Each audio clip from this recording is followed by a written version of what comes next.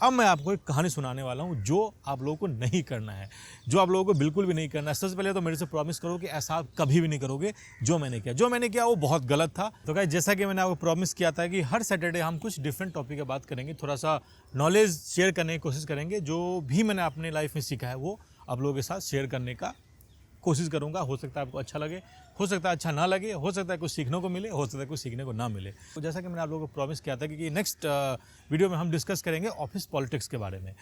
और मुझे लगता है, ऐसा हो सकता है मैं गलत भी हूँ, मुझे लगता है कि जो ग्राफिक डिज़ाइनर्स होते हैं ना, वो बहुत ज़्यादा शिकार होते हैं ऑफिस पॉलिटिक्स के। सिर्फ ग्राफिक डिज़ाइनर ही नहीं, जितने भी क्रिएटिव लोग होते हैं वो ऑफिस पॉलिटिक्स के बहुत ज़्यादा शिकार हो जाते हैं, बहुत ज़्यादा उस पर बहुत ज़्यादा ऑफिस पॉलिटिक्स होता है। मेरे साथ ऑफिस पॉलिटिक्स बहुत होता था और अभी भी जो मेरे क्लाइंट है थोड़ा बहुत हो जाता है कभी कभी ऑफिस पॉलिटिक्स, लेकिन अब मुझे पता है कैसे हैंडल करना है, तो अब मैं ज़्यादा टेंशन नहीं लेता और आप लोगों को ज़्यादा टेंशन नहीं लेना चाहिए।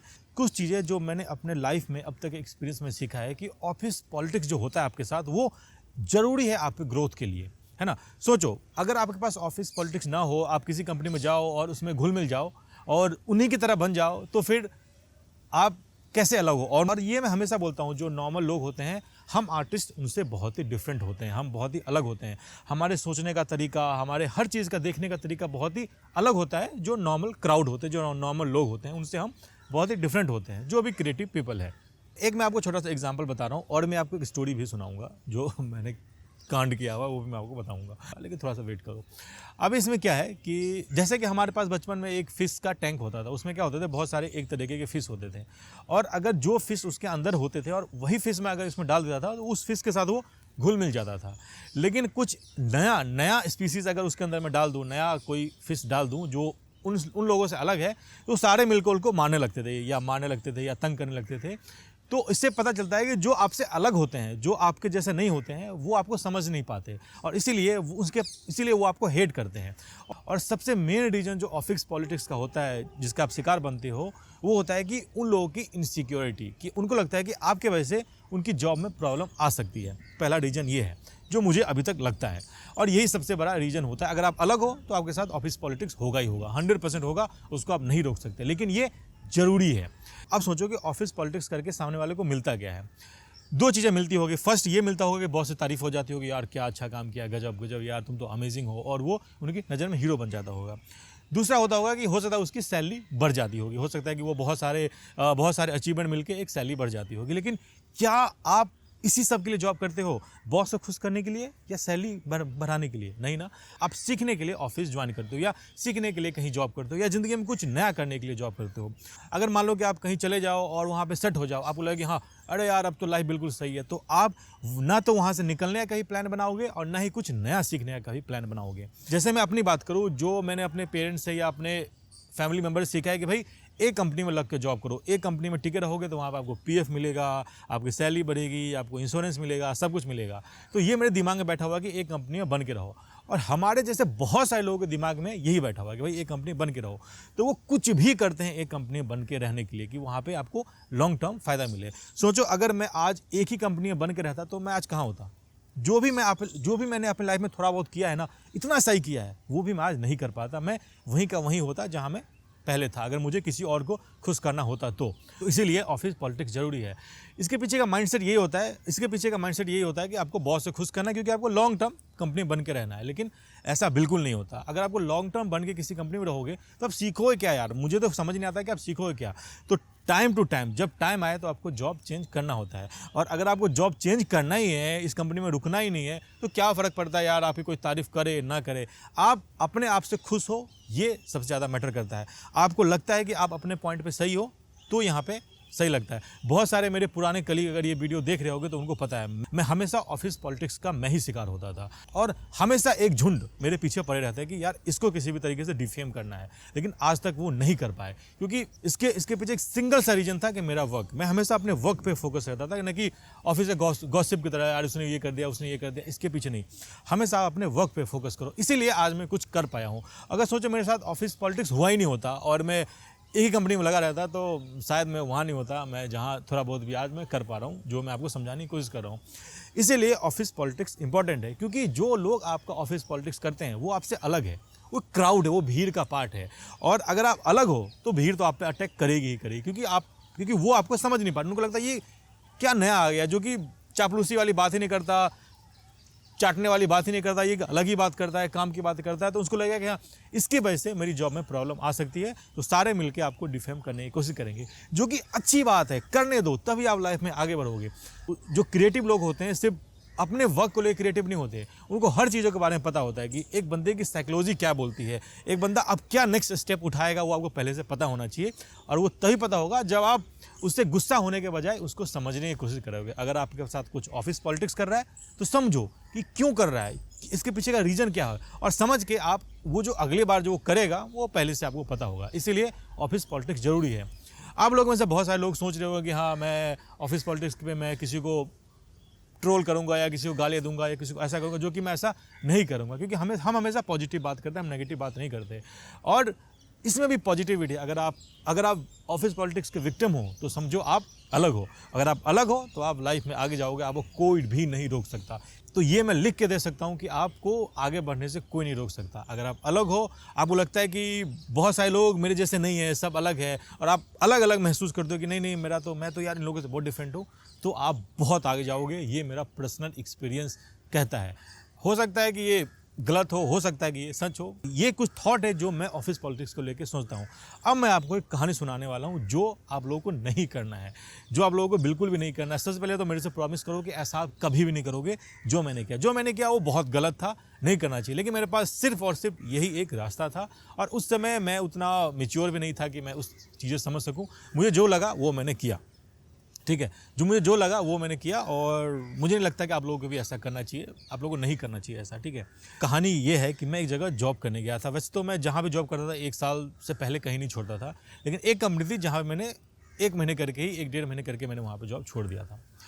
और उस कंपनी में जाने का मेरा बहुत ज़्यादा मन था। मुझे लगता है यार इस कंपनी में मुझे जॉब करनी है, और बहुत मुश्किल से मैं वहाँ पर एडजस्ट हुआ था, बहुत मुश्किल से मुझे वहाँ पर जॉब मिली थी। तो मैं वहाँ पे चला गया, मैं खुश था यार, जो ड्रीम था वो मेरा पूरा हो गया। और मैं 10 से 15 दिन होंगे, जो मेरी बॉस थी उसने मेरे को बोला कि राजीव, आप अपना जॉब जस्टिफाई नहीं कर पा रहे हो, जो आपकी सैलरी है उसके हिसाब से भी आप काम नहीं कर पा रहे हो, तो आप बता दो आपके साथ क्या करना है। यार मैं शॉक्ड हो गया कि मेरे ही डिज़ाइन सारे जा रहे हैं, हर जगह मेरे डिज़ाइन दिख रहे हैं, उसके फेसबुक पेज से लेके और उसके प्रिंट तक मेरे डिज़ाइन ही जा रहे हैं।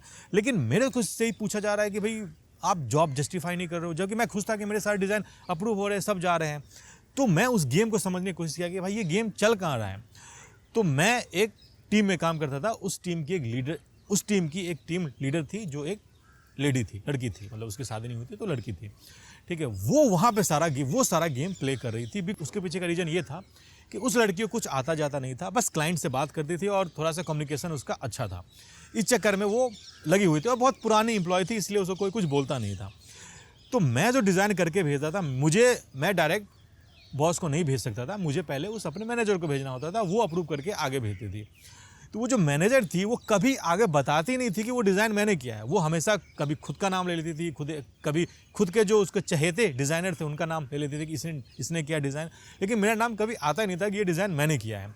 और मेरे डिज़ाइन सारे छपते थे। तो ये मुझे बाद में पता चला, तुम जो कर रहे हो वो अपने नाम पर वो वाहवाही लूट रही है, तुम्हारा तो कहीं नाम ही नहीं है, मुझे किसी ने बताया। मैंने सोचा यार इतने घटिया लोग कैसे हो सकते हैं, मतलब इस दुनिया में ऐसे भी लोग हैं। मैं तो शॉक्ड हो गया कि भाई ऐसे लोग कैसे हो सकते हैं।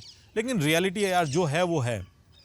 तो पहले तो मैंने इग्नोर किया कि चलो अब जो है अब मैं यहाँ जॉब छोड़ ही दूंगा। लेकिन जॉब छोड़ने में भी मुझे 1 महीने का नोटिस पीरियड सर्व करना था। मुझे वहाँ पे 1 महीने तक उसको चीज़ों को बतानी थी कि भाई 1 महीने तुम जा सकते हो। उस 1 महीने में सब ने मिलकर मेरी ऐसी की तैसी कर दी। खासकर जो मैनेजर थी, मेरी हेड थी, उसने मेरी लगा डाली बिल्कुल अच्छे तरीके से। अब मुझे हर दिन मेरे से क्वेश्चन पूछा जा रहा है कि भाई आप करते क्या हो दिन भर में, आप मुझे दिन भर का रिपोर्ट दो। मुझे हर शाम को रिपोर्ट देना होता था कि मैंने हर घंटे क्या किया। मैं इस माहौल में कभी भी काम नहीं किया था, और मैंने जहाँ भी काम किया था मैं हमेशा हीरो बन के ही काम किया था। मुझे हमेशा तारीफ मिलती थी। ये पहला जगह था जिसमें मेरी वाट लगी थी, जिसमें मेरी ने लगा दी थी, और इससे मेरी कोई गलती भी नहीं थी। मैंने सोचा यार बिहारी बुद्धि लगानी पड़ेगी, मैं बिहार का बंदा हूँ, ऐसे तो मैं छोड़ूंगा नहीं, ऐसे हार मान के तो मैं जा नहीं सकता, इसमें कुछ ना कुछ इसको करना ही पड़ेगा। तो इस कंपनी के पास एक क्लाइंट आया जो एक गवर्नमेंट क्लाइंट था, जो कि नया गवर्नमेंट इंडिया में बना था, उसका काम था। और एक इवेंट होना था जिसका सारा का सारा ब्रांडिंग काम ये लोग कर रहे थे, है ना। अब मुझे पता था इसमें मेरी वॉट लगेगी और सारा काम मेरे पास ही आया। रात में बैठ हमेशा मैं लेट नाइट तक काम करता था और मेरा नाम कहीं आता नहीं था, ठीक है। तो मैंने सोचा यही मौका है और मुझे पता था कि जो भी मैं अपने मैनेजर को भेजता हूँ उसको इतना ट्रस्ट हो गया है कि अब वो देखती भी नहीं है, वो सीधा आगे फॉरवर्ड करती है अपना नाम लिख के कि मेरी टीम ने ये बनाया, अब देखती भी नहीं है। और ये बात मुझे पता था, यही एक वीक पॉइंट था उसका, ठीक है। अब मैंने यहाँ पे किया क्या कि सुबह वहाँ पे सारे के सारे प्रिंट लगने थे, 10-11 बजे से इवेंट होना था और तो बहुत ही सीरियस वहाँ पे इवेंट था, है ना। और मैंने सोचा ये सही टाइम है। मैंने क्या किया, मैंने डिज़ाइन बनाए और डिज़ाइन बना के सारे के सारे डिज़ाइन में स्पेलिंग मिस्टेक कर दी जानबूझ के। मुझे लगा इसकी लगेगी वॉट, है ना, जानबूझ के मैंने स्पेलिंग मिस्टेक कर दिया सब में और मैंने इसको भेज दिया।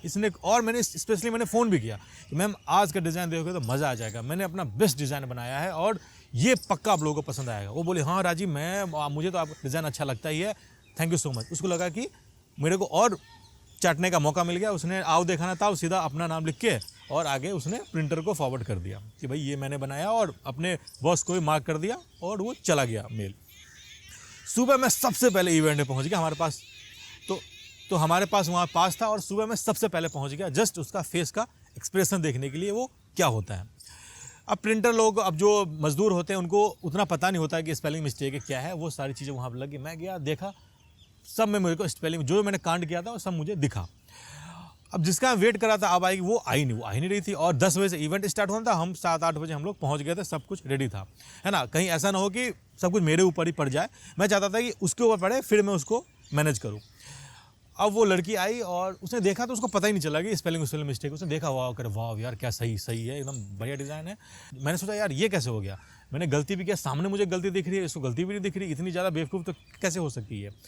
मैं यहाँ पे कह रहा यार प्लान मेरा फेल हो गया, मैं जाके कोने में वहाँ जाकर बैठ गया। उसके बाद थोड़ी देर के बाद मैंने देखा यार कहीं पर ना किसी की डांटने की आवाज़ आ रही है। मैं सामने जो बॉस थी, बॉस आई, बॉस ने पकड़ लिया गलती और इसकी ना धे के वाट लगाई, ऐसा डांटा सारे एम्प्लॉय जितने भी वहाँ पे वर्कर थे, लेबर, सबके सामने में उसकी इतनी वाट लगाई कि पूछो मत। मैं वहाँ पे खड़े खड़े मजे ले रहा था। मैं कहा साले तुम मेरे साथ बड़े मजे लिए हो ना, अब देखो क्या होता है यहाँ पे, अब तुम ले लो मजे तुम। अब वहाँ बैठे बैठे वहाँ पे देख रहा था। प्लस मैंने उसके ओरिजिनल फाइल भी बना के रखी थी जिसमें स्पेलिंग मिस्टेक नहीं था और मैंने तुरंत वो सारी फाइल मैंने वी ट्रांसफर पर रखा हुआ था, तुरंत मैंने डायरेक्ट बॉस को फॉरवर्ड किया कि ये वो फाइल है जो मैंने यहाँ पर डिज़ाइन किया है। और सीधा अब उसके बाद तुरंत से काम बढ़ गया, सारी चीज़ें बहुत स्पीड अप हो गई और फटाक से प्रिंट हुआ, फटाक से सारी चीज़ें हुई और फिर से वहाँ पे लगाया गया।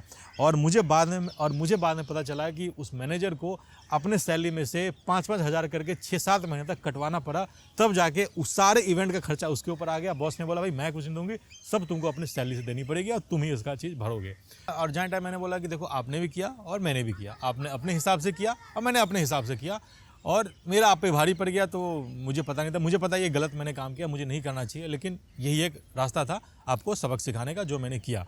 फिर मैंने वहाँ पे बहुत इज्जत से वहाँ पे निकल गया। बॉस को पता चल गया कि भाई अब कौन काम करता था और बॉस ने मुझे स्पेशली बुला के बोला कि ये एक मिसअंडरस्टैंडिंग के थ्रू ये चीज़ हुआ है और इसके लिए मैं आपको सॉरी बोलती हूँ और आगे से ऐसा नहीं होगा। लेकिन मैं तब भी वहाँ पर रुका नहीं और मैं वहाँ से निकल गया।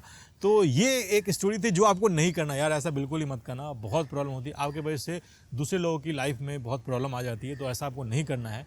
मैंने भी गलती करी थी और उसके बाद से मैं कभी ऐसा गलती करता नहीं हूँ। फिर मैंने चीज़ों को पॉजिटिव तरीके से लेना स्टार्ट किया और जहाँ मुझे पसंद नहीं आता है मैं वहाँ पर रुकता नहीं हूँ। तो ये एक कहानी थी जो आप लोगों के साथ शेयर करना था ऑफिस पॉलिटिक्स के बारे में। अब नेक्स्ट सैटरडे जो बात करेंगे वो है इंग्लिश के बारे में, क्या इंग्लिश इंपॉर्टेंट है, उसको लेकर भी मेरे पास एक स्टोरी है जो मैं आप लोगों को बताऊँगा, मज़ा आएगा। नेक्स्ट संडे मिलेंगे, तब तक के लिए बाय बाय।